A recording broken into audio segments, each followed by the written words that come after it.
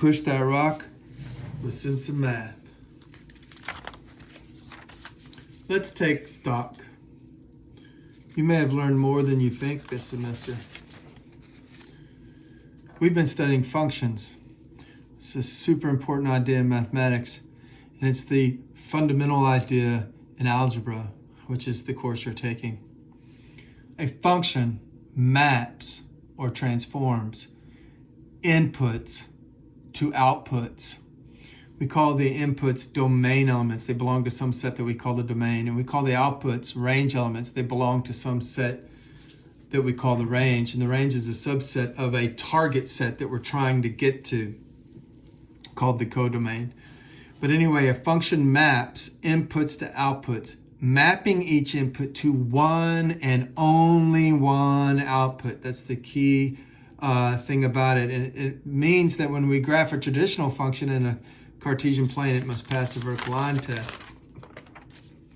But functions can take many shapes and forms, And in fact, you've already learned this semester several. In fact, you learned that matrices are functions. This particular matrix is one whose domain is any three-dimensional vector. In other words, a triplet of real numbers. And its range is going to be any two-dimensional vector. In other words, any pair of real numbers. This particular function here takes in a triplet of numbers and maps it to double the first number, triple the second number. That should be a Y, not a Z. Triple the second number, and then the third number just vanishes. And that's how it takes a list of three numbers and makes it into a list of two numbers. In other words, that's how it transforms a vector from three space to a vector to two space. And y'all remember doing that. Like here's an example, 1, 2, 3 is a three space vector, but I multiply the first entry times the first column, the second entry times the second column, the third entry times the third column. And that multiplying just means scaling. So this is 2 zeros still, but this doubles and we get 0, 6. And then this triples, but triple 0 is 0. And so we add straight across. 2 plus a bunch of zeros is 2, and 0 plus 6 plus 0 is 6. And notice it turned this three-dimensional vector into a two-dimensional vector by doubling the 1 and tripling the 2, and then ignoring the 3. Now, in a more traditional type of function like you've been studying since 7th grade are lines. Lines are crucial, very important for your understanding in this class.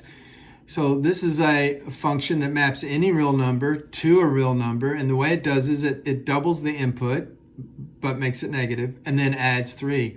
And we learned that the Cartesian plane is a nice tool for visualizing inputs and outputs. Like for instance, when I put in 1 into this function, I will get an output of 1 because a negative 2 times 1 plus 3 will be 1.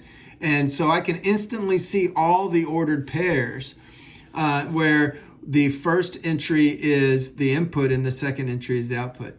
Now, we also learn in 7th grade that these lines have this key characteristic of having a slope. This one's slope is a negative 2, which means I go down 2 and over 1 to get to another point.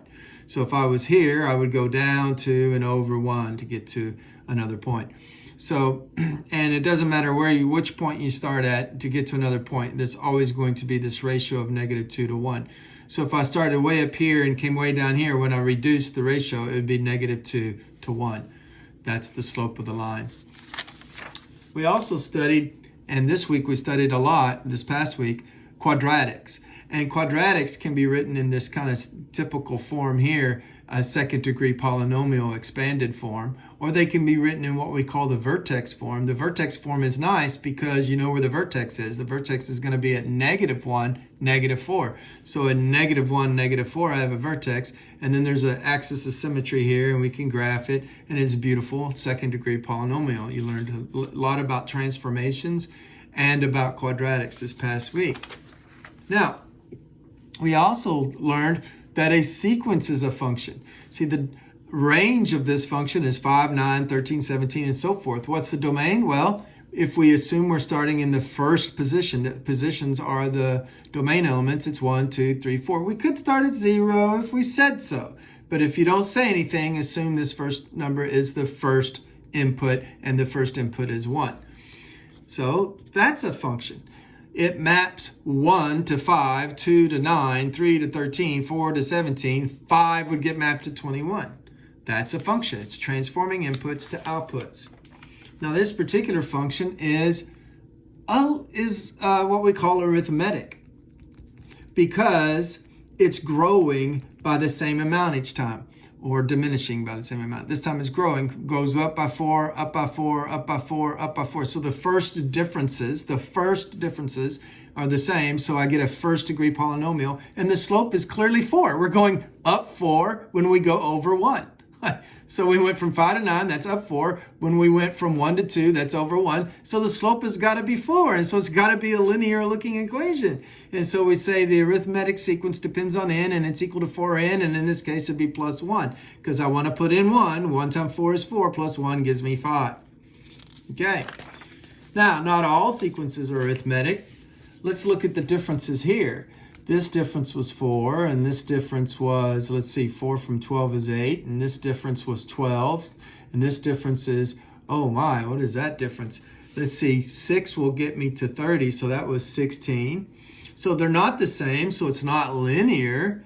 Maybe it's a higher degree polynomial. Let's look at these second differences. 4 plus 8 is 12, 4 plus 12 is 16. The second differences are the same. You know what that means? That means this is a second degree polynomial. So this sequence is going, if I use S for sequence, it's going to look something like an squared plus bn plus c. And I'd have to figure out what a, b, and c are to know what the function is in the normal looking form, in what we call the general form of the function. Now, we also learned another type of function. By the way, this turns out to be the one I have on the paper over there. It turns out to be 2n squared minus 2n, and the c turns out to be 0. And here's another type of function. When you use this summation notation, we call this type of function a series. And what the series does is it takes a sequence. Remember, this was the sequence. That was the general form of this sequence.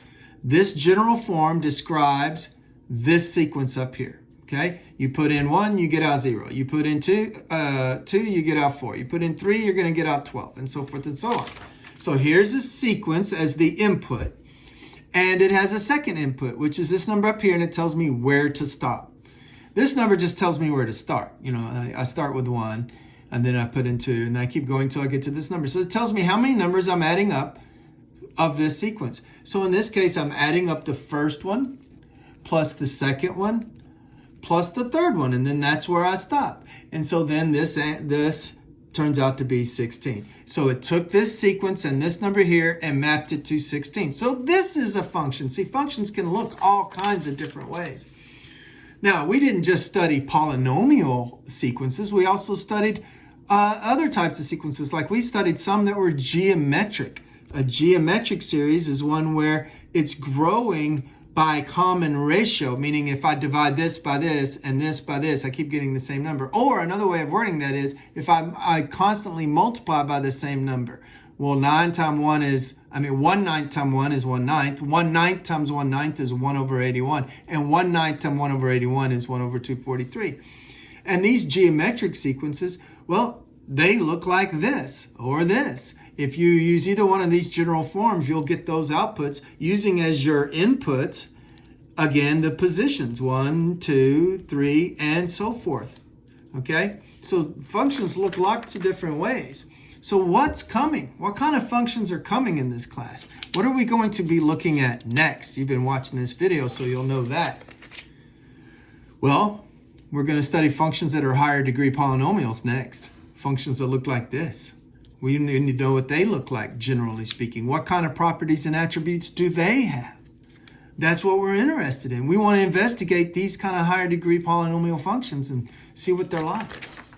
You know what? We're going to study functions that are ratios of polynomials, where we take a polynomial and divide it by a polynomial. Those are called rational functions. Rational functions. And there we want to know what kind of properties do these rational functions have. And we'll probably look at some realistic uses of rational functions.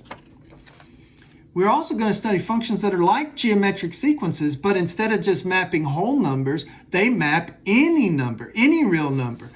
So they, instead of using an n that stands for numbers like 1, 2, 3, 4, we use x to stand for any number. And so this is like that geometric sequence we saw earlier in the video, but I'm using x, so we call it now an exponential function. Those are coming. We're going to study exponential functions. Those are coming soon.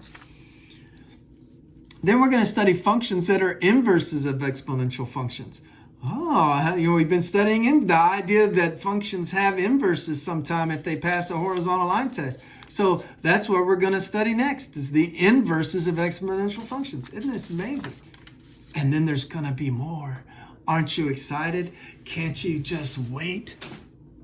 Math made simple. Simpson Math.